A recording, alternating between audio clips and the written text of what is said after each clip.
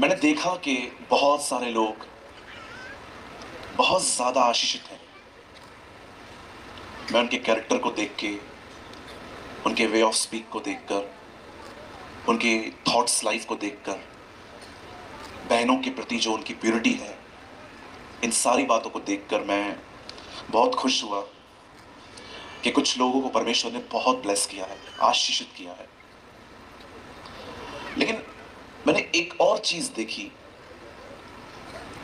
कि कुछ ऐसे भी लोग हैं जो स्पिरिचुअली आशीषित मुझे नहीं दिखे।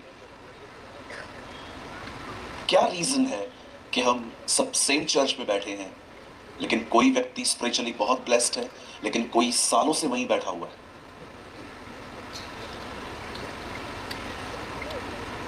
आप जानते हैं क्या कारण है? ये बस समझिए कि परमेश्वर उस पर बहुत दयालु है और परमेश्वर ने इस बंदे पर अपनी दया नहीं रखी। याद रखिए, जो आशीषित है उसके आशीषित होने के पीछे एक कारण यह भी है कि वो परमेश्वर के वचन को गंभीरता से लेता है।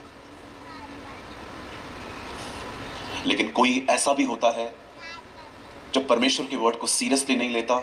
उसके जिंदगी में हर रविवार कलीसिया जाना जस्ट एक उसकी भक्ति का हिस्सा बन चुका है। मैं ऐसे बहुत से लोगों को जानता हूं जिनका खुदा से कोई दूर दूर तक वास्ता नहीं है। उनके लिए रविवार को चर्च जाना जस्ट एक धार्मिक क्रियाकलाप है। मेरे भाइयों, मेरी बहनों, मात्र सभा में आने से हम आशीषित नहीं होते, सिर्फ वचन को सुनने से हम आशीषित नहीं होते। यीशु ने कहा, बुद्धिमान है वो मनुष्य जो मेरी बातों को सुनकर उनको मानता है। उसने अपना घर चट्टान पर बनाया, आंधी आई, तूफान आए, बाढ़ आई, पर वो घर नहीं बना। क्यों? क्योंकि वो घर चट्टान पर बना था। ये बहुत जरूरी है कि हम अपने विषय में सावधान रहें। इब्रानियों की किताब में लिखा है, अब आने वाला आएगा और देर न करेगा। ये मत समझिए कि प्रभु के आने में अब देर होगी। परमेश्वर बहुत बहुत अकाउंट्स को मेंटेन करने में बहुत ज्यादा एक्टिव है। आप जानते हैं, जब पृथ्वी पर 1000 साल पूरे होते हैं, स्वर्ग में एक दिन पूरा होता है। पत्रस में लिखा है, प्रभु की दृष्टि में 1000 वर्ष एक दिन के समान है। जब यहां पर 1000 ईयर्स पूरे होते हैं, वहां पर सिर्फ एक दिन पूरा होता है। अगर आपको मैं पूछूंगा कि बहन भाई, प्रभु को जाते हुए कितने समय हो गया है, आप कहेंगे 2000 साल से ज्यादा। आप परमेश्वर से पूछोगे, प्रभु आपके बेटे को ऊपर है कितना टाइम हो गया, वो आपको कहेगा 2 दिन, 2 डेज। उसकी मैथमेटिक्स और हमारी मैथमेटिक्स बहुत अलग है।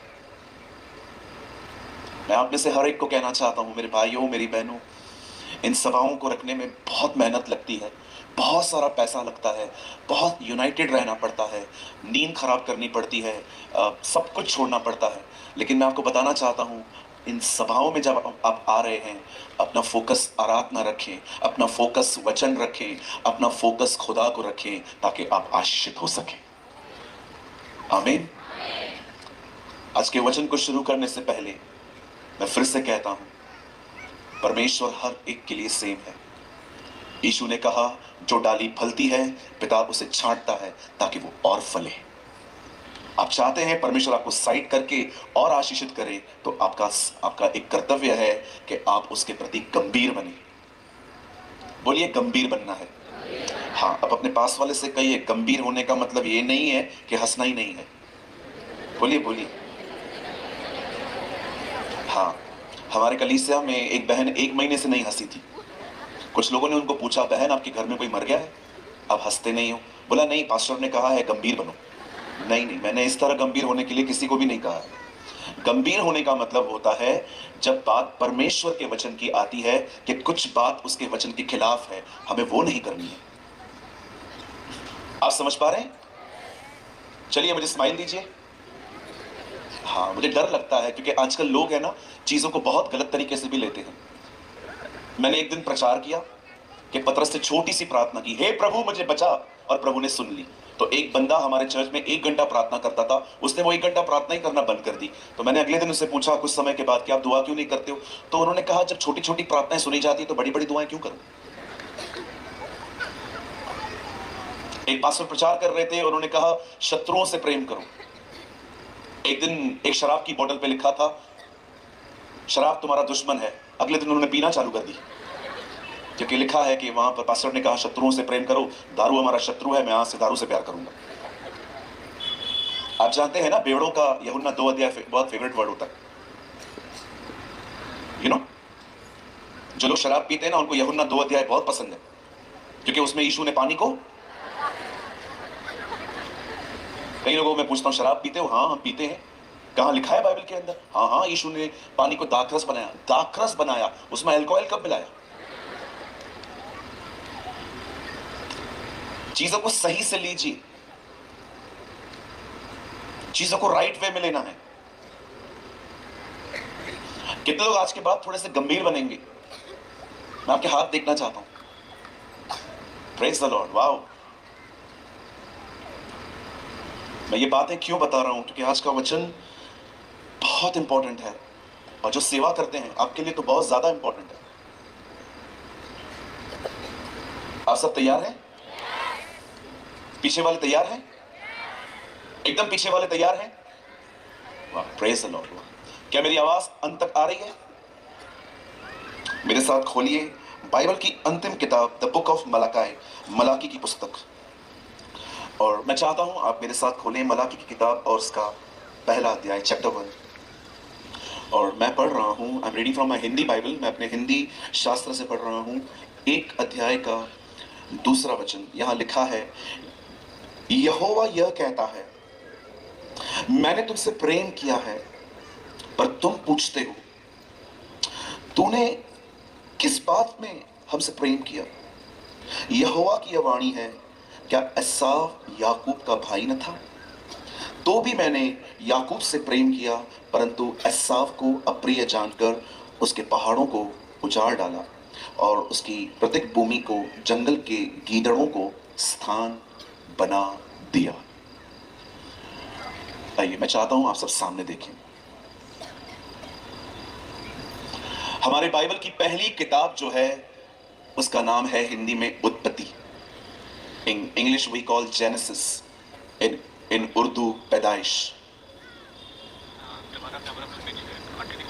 और हमारे बाइबल के पुराने नियम की अंतिम किताब है मलाकी। परमेश्वर इस किताब के अंदर इज़राइल से एक बात कहता है। मैं आपको बताना चाहता हूं कि परमेश्वर की इस किताब के अंदर उसकी इनर कंडीशन क्या थी। परमेश्वर इन लोगों से फेडअप हो चुका था।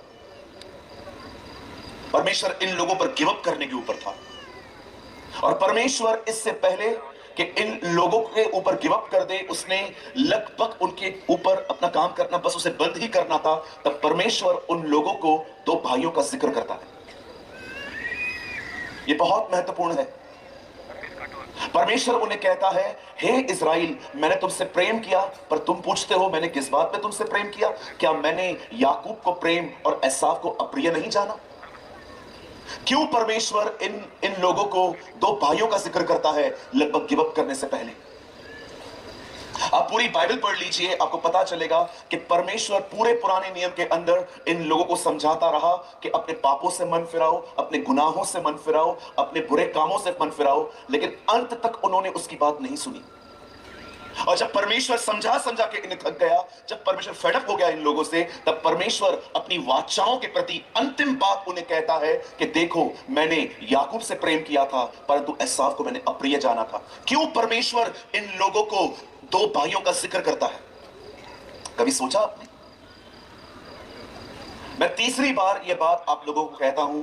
कल मैंने शाम को भी कही थी, मैंने आज सुबह में भी कही थी, मैं आज की शाम फिर से कहता हूं, बाइबल को पढ़ने के बाद उसके बारे में सोचना सीखिए। जो कुछ आप पढ़ रहे हैं उसके बारे में सोचना सीखिए। इसे मनन करना बोलते हैं। हमारे भजन सहायता की शुरुआत होती है, क्या ही धन्य है वह मनुष्य जो दुष्टों की युक्ति पर नहीं चलता, न पापियों के मार्ग में रहता है, न ठट्ठा करने वाली मंडलियों में रहता है, परंतु वह तो यहोवा की व्यवस्था को दिन और रात मनन करता है, इस कारण वह पुरुष आशीषित रहेगा। Learn to think. हम कई बार पढ़ लेते हैं लेकिन हम उसके बारे में विचार नहीं करते। एक दिन मैं इस किताब को पढ़ रहा था, मलाकी को। ये बाइबल की लगभग लास्ट बुक है, इसके बाद आपको नया ऐदनामा मिलेगा, न्यू टेस्टामेंट मिलेगा, सी नया नियम। ये लास्ट बुक थी बाइबल की, और परमेश्वर उन लोगों के ऊपर, उन लोगों के साथ वाइंड अप करने से पहले उन्हें दो भाइयों का जिक्र करता है। कहता है, देखो मैंने एसाव को अप्रिय जाना पर मैंने याकूब से प्रेम किया। क्यों कहता है वो उसे? जब मैं ये पढ़ रहा था, तब जब मेरी नजर इस वचन पर गई, मैं आपको बताना चाहता हूं, मैं आपको इंकरेज करना चाहता हूं इस बात के लिए, मैंने इस बात को समझने के लिए कई दिन उपवास किया, मैंने कई दिन फास्टिंग की कि प्रभु मैं जानना चाहता हूं कि आपने एसाव को किस तरह अप्रिय जाना और याकूब से हमसे किस तरह प्रेम किया, और आप क्यों इस इज़राइल को आप ये बात कहते हो। तब मुझे पवित्र आत्मा कुछ चीजों को मैंने देखा जो आज की शाम मैं आपके साथ बांटना चाहता हूं। बाइबल बताती है कि परमेश्वर ने बहुत साल पहले एक व्यक्ति को अपने पीछे चलने के लिए चुना। His name was Ibrahim. उसका नाम इब्राहिम था। बाइबल बताती है जब परमेश्वर ने उसे अपने पास बुलाया, उसकी कोई संतान नहीं थी, पर परमेश्वर ने उसे वादा किया कि परमेश्वर उसे संतान देंगे और उसकी संतान कनान में रहेगी। इसीलिए परमेश्वर विश्वास के द्वारा उसे वहां से निकालकर उस देश में ले गया। इब्राहिम 100 साल के थे जब उन्हें सारा से एक पुत्र उत्पन्न हुआ जिसका नाम उसने इसहाक रखा। मैं आपको बताना चाहता हूं उस समय सारा की उम्र 90 साल थी, और जब सारा ने एक पुत्र को जन्म दिया जिसका नाम उसने आइजक इसहाक रखा। बाइबल बताती है जब इसहाक बड़ा हुआ तो इसहाक की शादी हुई, और इसहाक की शादी एक रेबेका नाम की गर्ल से हुई। और जब रेबेका गर्भवती होती है तो उसके पेट में 2 बच्चे आते हैं, जिसमें से एक का नाम याकूब और एक का नाम एसाव था, जो ट्विंस थे। बाइबल बताती है कि ये बच्चे अपने आप में जब पेट में थे रेबेका के अंदर, ये अपने आप में लड़ते थे, कई बार एक दूसरे को किक मारते थे, लात मारते थे, और कई बार रेबेका को इतना दर्द होता था कि वो चीखती थी कि ये बच्चे मुझे मार देंगे। मैं पहली चीज आपको बताना चाहता हूं यहां पर, मैं चाहता हूं आप सब ध्यान दें। जानते हो ये लड़ाई क्यों हो रही थी? ये लड़ाई सबसे पहले बाहर आने के लिए हो रही थी। वो चाहता था मैं बाहर आऊं, वो चाहता था मैं बाहर आऊं। आपको लड़ाई और झगड़े सिर्फ वहां पर मिलेंगे जहां पर लोग नंबर 1 आना चाहते हैं, और कहीं पर भी आपको लड़ाई नहीं मिलेगी। आज कौन लोग लड़ते हैं? जिन्हें पद चाहिए, ताकत चाहिए, पोजीशन चाहिए। नम्र व्यक्ति कभी नहीं लड़ सकता। आज भी आप उन लोगों को लड़ते हुए देखोगे जिनको पोजीशन चाहिए, जिनको ताकत चाहिए, जिनको चीजें चाहिए। 2 भाई थे, उन्होंने कहा चल झगड़ा करते। क्या कहा? चल झगड़ा करते। तो बोला झगड़ा कैसे होता है? उन्होंने ऐसा किया, उन्होंने कहा देख ये चीज मैं रख देता हूं, तू बोल मेरी है, मैं बोलता हूं मेरी है, इससे झगड़ा होगा। तब उन्होंने वो चीज रख दी। एक ने कहा ये मेरी है, दूसरे ने कहा ठीक है तेरी है। उसने बोला नहीं नहीं नहीं नहीं नहीं ऐसे नहीं, तू बोल मेरी है। उसने कहा चलो ठीक है। दूसरी बार वो चीज यहां पर रखी गई और कहा गया अरे ये चीज मेरी है। उसने कहा ठीक है तेरी है। उसने कहा नहीं ऐसा नहीं करना है, तू बोल मेरी है। बोला ठीक है चलो। तीसरी बार उसने वो चीज रखी और कहा ये मेरी है। उसने कहा ओके तेरी है। कही अपने बाजू वाले को सब तेरा है, लड़ मत। प्रॉपर्टी के बात पे झगड़ा करते हैं आजकल। अरे लेके जाने दो, कौन सा हम लोग ऊपर लेके जाएंगे? प्रॉपर्टी की बात पे खत्म हो जाता है सब कुछ आजकल। कितने लोग इब्राहिम को जानते हैं जब उसने लूत से कहा हमें अलग होना पड़ेगा? क्या कहा इब्राहिम ने उससे? अगर तू दाएं जाए तो मैं बाएं जाऊंगा, अगर तू बाएं जाए तो मैं दाएं जाऊंगा। आपको पता है मैसेज ट्रांसलेशन में क्या लिखा है? जो अच्छा लगे ले ले, जो समझ में ना आए मुझे दे दे। कितने लोग ऐसे हैं मुझे बताइए कि जब आपके घरों में बंटवारे होते हैं तो आप भाइयों को बोलते हैं तुझे क्या चाहिए, ले, जो समझ में ना आए वो मुझे। अरे हम तो केस कर दें, केस, हम तो केस कर दें सगे भाई पर, जज के सामने खड़ा कर दें, पिताजी मरते मरते इसको कुछ नहीं देके गया था लेकिन फिर भी ले बैठा है। चर्च के अंदर भी ऐसा ही होता है आजकल, मेरे को सेक्रेटरी बनाओ, मेरे को चेयरमैन बनाओ, मेरे को ये बनाओ, मेरे को वो बनाओ। आप जानते हो लीडर कौन बनना चाहिए? यहां देखिए, जानते हो लीडर कौन बनना चाहिए? Who is a true leader? कहिए मेरे पीछे, लीडर वो है जो लीडर नहीं बनना चाहता। They are the leaders, they are the true leaders. आप पढ़िए कलाम पाक को, वचन कहता है जो मिनिस्ट्री करना भी नहीं चाहते थे उन्हें भेजा गया। मूसा कहता है मैं बद्दा हूं, मैं कैसे जाऊं? परमेश्वर ने कहा तू जा, मैं तेरे साथ रहूंगा। गिदोन कहता है मैं इतना डरपोक था, स्वर्गदूत आके उसके पास आके कहता है प्रभु तेरे साथ है शूरवीर सोरमा, oh mighty warrior, go and fight. वो कहता है अगर प्रभु हमारे साथ होता तो हमारी दिशा ये होती। यिर्मयाह को जब परमेश्वर बुलाता है तो वो कहता है मैं तो लड़का हूं, मैं कैसा जाऊं? इतिहास गवाह है जो लीडर नहीं बनना चाहते थे खुदा ने उन्हें ही लीडर बनाया। आप चाहते हैं कि परमेश्वर आपको खड़ा करे? कभी पद की भूख और प्यास न रखें, हमेशा निचले स्थानों को चुने। यीशु ने कहा जब तुम किसी विवाह में जाओ आगे मत बैठो, पीछे बैठो।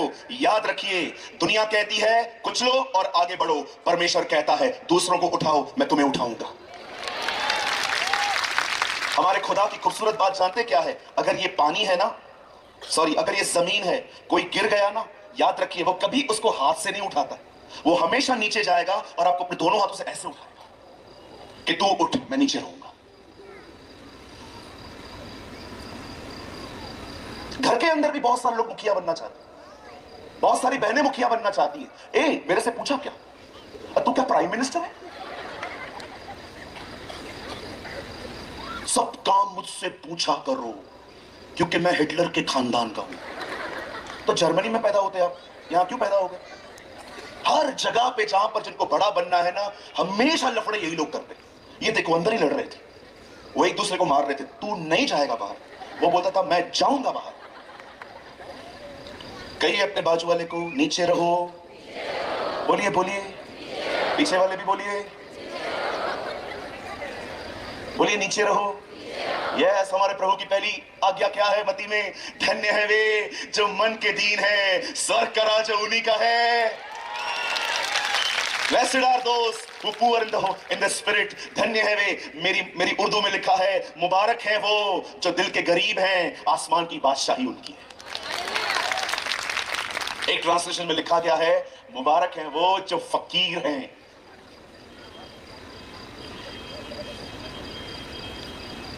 आप चाहते हैं खुदा आपको उठाए? आजकल किसी के पास भी चले जाइए और उनको कहिए ब्रदर आप मेरे लिए प्रेयर कर दो।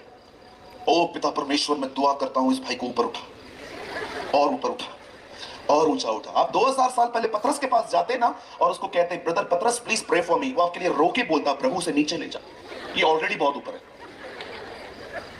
हमें नीचे आना है। हमारे खुदा को देखो, वो महिमा छोड़ के मनुष्य बना, मनुष्य छोड़ के इंसान बना और उसने इंसान बन के अंतिम दिन चेलों के पैर धोए। इस कारण बाइबल बताती है आज वो परमेश्वर पिता के दाहिनी ओर बैठता है। नीचे आइए, ऊपर मजा नहीं है। परमेश्वर दो जगहों पर है, एक सबसे ऊपर, दूसरा सबसे नीचे। आप ऊपर नहीं जा सकते लेकिन आप नीचे जा सकते। एक दिन ये लड़ रहे थे, बोलिए याकूब और एसाव लड़ रहे थे। अब जानते हो क्या हुआ? जैसे ही इनका जन्म हुआ, एक्चुअली याकूब बाहर आना चाहता था ज्यादा, लेकिन कौन बाहर आया? बोलिए एसाव। ओके, आपको अपने पास वाले को बोलना है एसाव बाहर आया। बोलो वो पहले बाहर आया। हाँ, अब जानते हुआ क्या? ये दोनों लड़के एक ही घर में रह रहे थे, ये दोनों एक ही परिवार के बच्चे थे। याकूब हमेशा से तलाश करता था कि कब मुझे इसकी पदवी मिलेगी। एक दिन बाइबल बताती है कि एसाव जंगल से आ रहा था और याकूब दाल बना रहा था। बोलिए दाल। हाँ, वो दाल बना रहा था। और जैसे वो दाल बना रहा था, ऐसा वहां से दौड़ दौड़ के थक कर आता है और याकूब से कहता है, हे तू क्या बना रहा है? बोलता है, मैं दाल बना रहा हूं, मुझे भी चाहिए, मुझे बहुत भूख लगी है। वो बोलता है, दूंगा, एक शर्त है। क्या? अपने बड़े होने का जो पद है वो मुझे दे दे, वो मुझे दे दे। एसाव ने कहा, मुझे क्या करना है इस बड़े पद से, ले ले, मैं तो मरा जा रहा हूं, दाल दे दे। और बाइबल बताती है उसने अपने पहलौठे होने का पद बेच डाला। आजकल बहुत सारी चीजें ना कागजों पर होती हैं। कितने लोगों ने यह कहावत सुनी थी पहले या आज, प्राण जाए और वचन न जाए। ये उन दिनों में होता था, जो मुंह से निकला वो हो जाता था। याकूब ने उससे कहा, मुझे आपका पद चाहिए। उसने कहा, ले ले। और बाइबल बताती है दाल के कटोरे के कारण सौदा किया गया। आप जानते हैं आज कितने सारे लोग हैं इस दुनिया में, थोड़ी सी संतुष्टि के लिए वो खो देते हैं जो खुदा ने उन्हें दिया है। you know? हवा ने एक छोटे से सेब को खाने के चक्कर में अपना घर गवा दिया। इजराइल के लोगों ने थोड़ा गार्लिक और ओनियन के कारण प्रतिज्ञा किया हुआ देश खो दिया। और आज की जनरेशन थोड़े से व्यभिचार के मजे के लिए स्वर्ग का राज खो रही है। Little bit satisfaction from porn videos. अश्लील वीडियो देखकर थोड़ा सा आंखों में मजा आता है, शरीर को अच्छा लगता है, पर आपको पता है आप क्या खो रहे हैं, आप क्या लॉस कर रहे हैं। देखिए यहां पर क्या हुआ। इस बंदे ने थोड़ी सी संतुष्टि के लिए, शरीर के लिए, उसने अपना पहलौठे का पद बेच डाला।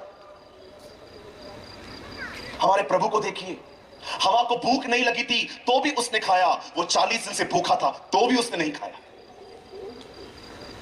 वो 40 दिन का भूखा था और शैतान उसे आके कहता है, पत्थर को रोटी बना। वो कहता है, नहीं, मनुष्य केवल रोटी से नहीं परंतु परमेश्वर के मुंह से निकले गए वचन से जीवित रहता है। लेकिन हवा को देखिए, भूख भी नहीं लगी थी तो भी उसने तोड़ के खा लिया। कितने लोग हैं यहां पर, मैं आपसे एक सवाल पूछना चाहता हूं, you love Jesus more than yourself. कितने लोग हैं यहां पर जो ये कह सकते हैं, मैं अपने शरीर की अभिलाषाओं से ज्यादा अपने परमेश्वर से प्रेम करता हूं। मुझे माफ कीजिए, मैं आपको यहां पर कंडेम करने के लिए नहीं आया हूं, लेकिन मैं आपको सच्चाई बताना चाहता हूं। आज के लोग परमेश्वर से ज्यादा अपने आप से प्रेम करते हैं।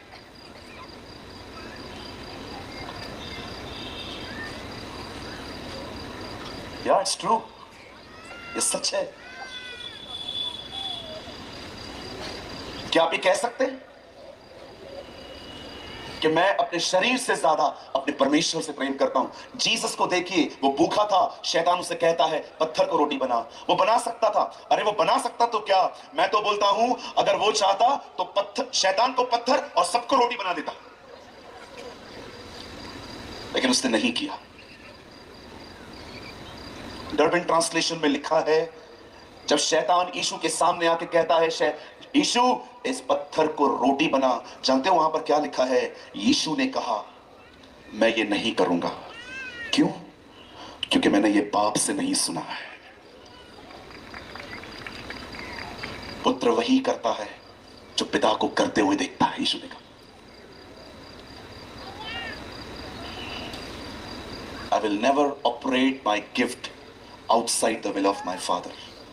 मैं अपना कोई वरदान परमेश्वर की इच्छा के बाहर इस्तेमाल नहीं करूंगा। बाइबल बताती है उसने अपने भाई को चीट किया और फिर अपने पिताजी के पास जाता है। उन दिनों में इसहाक बूढ़ा हो गया था।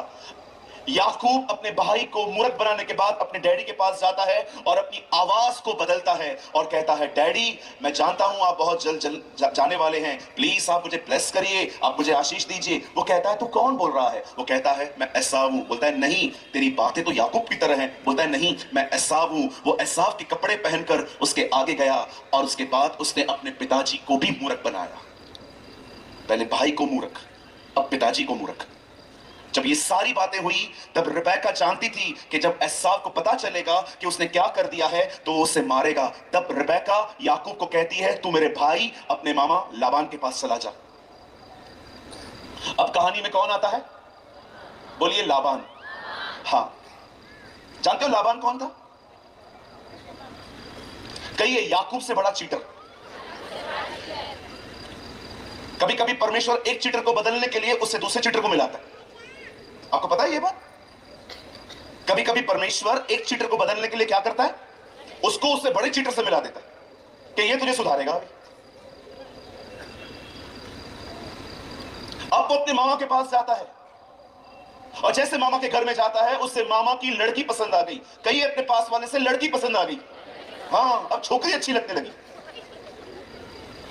मामा को बोलता है, मामा हाँ मुझे राहेल चाहिए। मामा बोलता है मैं आपको दे दूंगा, आपको एक काम करना पड़ेगा। क्या? 7 साल मेरे खेतों में काम करो। याकूब लड़की पाने के लिए 7 साल काम करता है। कितने साल? हाँ भाई लोग आपस में एक दूसरे को बोलो, तू मत करना। हाँ, कहिए अपने बाजू वाले को, आप मत करना। अरे 7 साल मेहनत करो, बिल्डिंग बन जाएगी।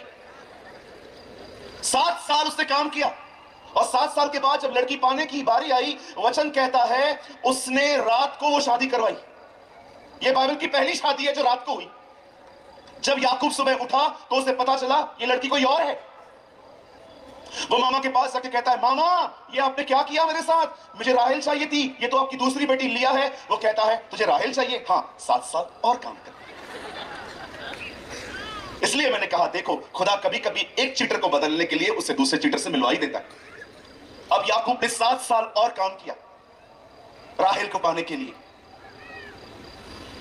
जानते हो वहां क्या लिखा है? राहेल को पाने के लिए याकूब को 7 साल भी छोटे लगे। जो लोग खुदा से प्रेम करते हैं ना, उनको अनंत जीवन भी छोटा लगेगा। बिकॉज यू लव जीसस, क्योंकि आप उससे प्रेम करते हैं। 14 साल के काम करने के बाद बाइबल बताती है याकूब अपने मामा लाबान को हाथ जोड़ के कहता है, अब मुझे जाने दे, अब मैं वापस जाऊंगा। अब वो अपने बच्चों को, अपने पूरे परिवार को लेकर निकला। उसके 12 बेटे थे, उसकी एक बेटी थी दीना। और जब वो अपने पूरे परिवार को लेकर अपने गांव में वापस लौटने की तैयारी में था, आप जानते हैं उसके साथ क्या हुआ? Oh listen Ranchi, this is beautiful. मेरी दुआ है कि परमेश्वर हमारे जिंदगियों में ये मौका लेकर आए। जब वो अपने गांव की तरफ वापस जा रहा था, एक ऐसा लड़का जो बचपन से पद के पीछे था, पदवी के पीछे था, बड़ा बनने के पीछे था, और जब वो अपने घर की तरफ जा रहा था, तब बाइबल बताती है एक रात वो सोया था रास्ते पे ट्रैवलिंग में, और उस रात बाइबल बताती है परमेश्वर उसके पास आता है।